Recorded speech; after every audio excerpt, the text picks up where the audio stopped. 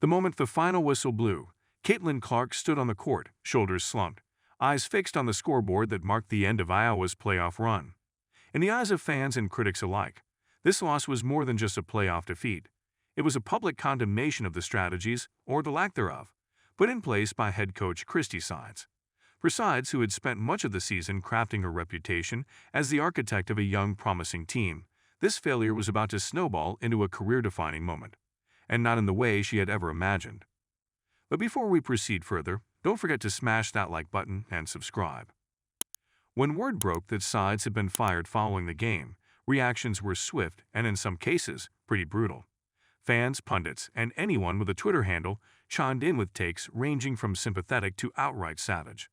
But what wasn't immediate public knowledge was Sides' reaction to the firing. Let's just say, when you spend months preaching patience and a stick-to-the-plan approach, getting the boot hits differently. She didn't exactly take it lying down. No, Sides went out with a bang. The stories leaked from insiders were wild, like scenes from an over-the-top sports drama series. Apparently, Sides stormed out of the locker room post-firing with a level of determination that could only be described as every wrong TB lawyer ever. According to some witnesses, she didn't bother waiting for the formalities. If anything, she took the playbook of calm acceptance, ripped it in half, and fed the remains to a metaphorical bonfire. Sides' frustration was evident, not just in the body language, but in her blunt, almost comically candid comments to anyone within earshot.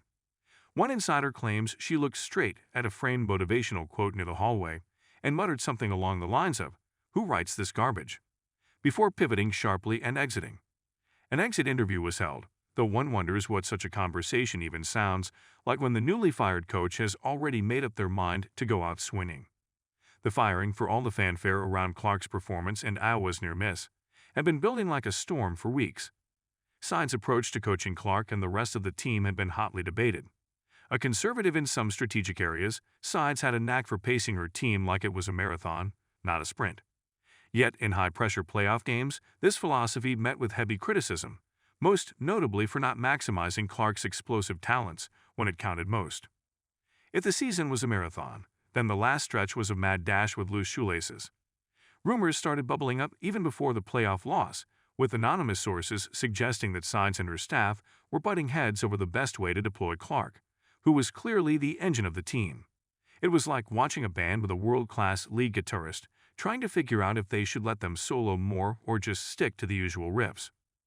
But what really tipped the scales wasn't just a difference in play style.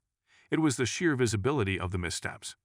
Sides might have pulled off a tight-lipped, trust-the-process vibe for most of the season, but Clark's star power meant that every on-court hiccup was replayed and dissected on a loop. Social media did not help. Clips of Sides looking visibly frustrated on the sideline, throwing her hands up as Clark tried to force a one-woman offense, became meme fodder. When your mom won't let you have dessert, read one particularly harsh caption. As Sides faced the firing squad, metaphorically speaking, her demeanor shifted from coach to character in a sports movie final. Those close to the situation say Sides' reaction was the equivalent of flipping the entire chessboard over rather than accepting a checkmate. It wasn't just anger. It was an outright refusal to be painted as the villain. One insider noted that during her last moments in the facility, she was overheard delivering what amounted to an impromptu speech about loyalty, effort, and the consequences of prioritizing the wrong aspects of a team's identity. Coaching's not a popularity contest, Sides reportedly fumed, eyes narrowed like a protagonist, delivering a monologue just before storming off into the rain. Of course, there was no rain, just an intense stare down the hallway. Someone half expected her to fling her whistle over her shoulder dramatically. This public fallout seemed inevitable. Yet the intensity of Sides' departure managed to surprise everyone. Caitlin Clark's incredible performance throughout the season had set high expectations. The final loss wasn't just a misstep. To many, it felt like a massive letdown, one that demanded a scapegoat. And who better than the person calling the plays? However, it wasn't just Clark's fandom or the team's loss that painted the bullseye on Sides. It was her insistence on sticking to a traditional system in the face of mounting evidence that her best player needed more flexibility, more freedom to create. Watching the final playoff game was like watching a superhero movie where the director forgot to write in the main character's big moment. Clark was often seen waving off plays, as if trying to improvise in a system that felt too rigid for her explosive talent. And with every misstep, You could practically hear the collective groans from the stands and the commentary booths. In the days leading up to the game, Sides had given a few interviews where she doubled down on her coaching philosophy, insisting that the team system would hold firm under pressure. "We win as a team," she said in one now infamous press conference. Ironically, the clip resurfaced on social media immediately after the game, with commenters quick to point out the bitter irony of those words, given the glaring lack of cohesion on the court. One detail that went viral in the aftermath was a brief exchange between Sides and Clark, captured by a courtside camera in the final quarter. As Clark pulled up from three, another miss at a desperate attempt to turn the tide, Sides could be seen with her hands on her hips, a look that seemed to combine disappointment with a level of exhaustion typically reserved for parents dealing with toddlers on a sugar high. It was the kind of look that launched 1,000 memes, and like any viral moment, it became a symbol of a season that felt perpetually on the brink. For Sides, losing the locker room didn't happen all at once. It was a slow erosion, like watching a house of cards start to sway in a light breeze. Sides seemed unable to adapt to the pressures and expectations that came with coaching a star like Clark. With each loss, each frustrated timeout, the chatter around Sides' suitability for the role grew louder. At a certain point, it felt like she was more of a high school principal trying to enforce a curfew than a head coach leading a team to victory. When the final decision to fire her was handed down, it wasn't just an indictment of Sides' strategy. It was a message that even the most seasoned playbooks are subject to scrutiny when results don't follow.